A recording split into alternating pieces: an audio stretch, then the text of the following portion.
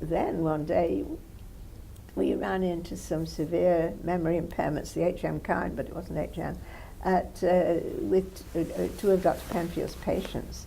And Penfield said, again in his very peremptory sort of way, well, you have to come up, I'll give you an office, we need you. And the great Dr. Penfield, would be saying to me, we need you, was surprising, and surprising to him too, no doubt. But so I moved up there in 1953, and I've been there ever since. You've made very clear that you were taking another big risk. Yes, it's so funny. I never, looking back, talking to you and doing this kind of interview, I do realize, and I think this is the first time that I've done an interview that went back so far. It's usually started with me coming to Canada or something like that. Going back so far as we have today, I realize I took a lot of risks along the way, going into science and all these things, right? Yes. I didn't think of it that way then. I thought of it, this is what I want to do. And I suppose that's what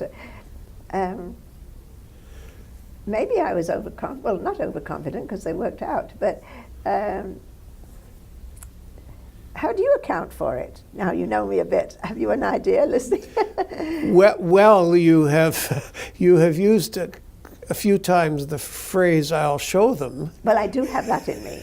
Yes, and it suggests, I'm not a psychologist, but it suggests to me that once you had seen an opportunity, you weren't going to let much stand in its way. Yes, this is true. I try to say this, these days one has to do convocation addresses occasionally and things like that.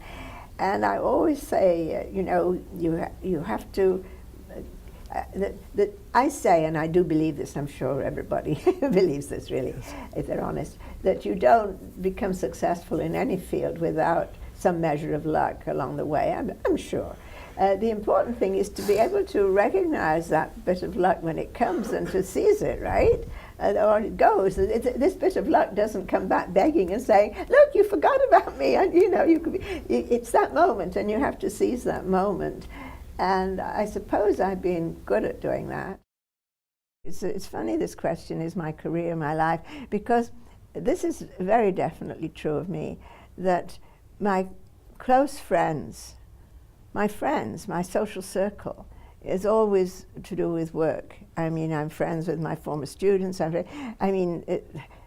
they can move, town. It makes no difference. I got a call from Maurice Moscovich last night. I got a call from Thomas Pass last week. We had long telephone conversations. And when I was in Paris at the Salpêtrière, one of the neurologists said, "Oh, Madame Milner, elle est très téléphoneuse," because I really love the telephone. And we all use email. It's convenient, but I like talking to people. But it's always the people that I have one friend, French-Canadian friend, where I go at New Year, and you could say she's not in my field, but she was my student when I taught at the University of Montreal, and she did work as a psychologist a bit. So, the work environment provides all my social support. I think I would like to say this because it's something that puzzles me. It's true that, obviously not if you're very poor or if you're sick, rule that out, but assuming you've got normal health and you're not worried where the next meal is coming from.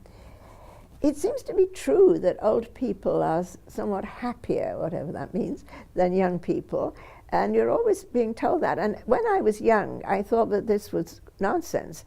I thought when I was 25, it must be terrible to be over 40.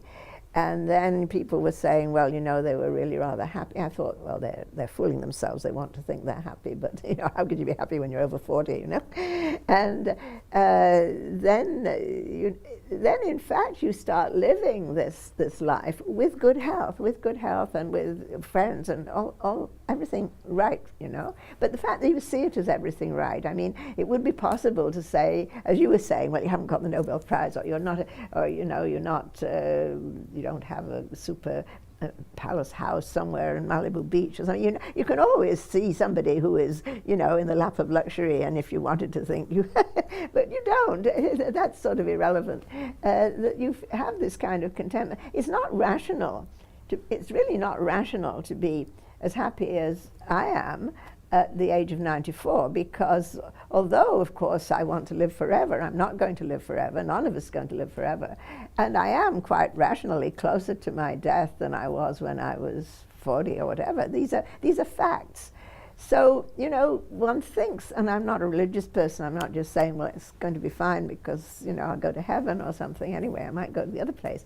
It's very, very strange that one should be happy. One's no business being happy at my age, really. If you look at the harsh realities, that's a puzzle, you know. It must be something that's built into us, that protective device that's built into us through evolution or something. Because it's rather strange to be happy, irrational to be happy in your 90s, isn't it? I hope I will be happy in my 90s, and so do most of your viewers.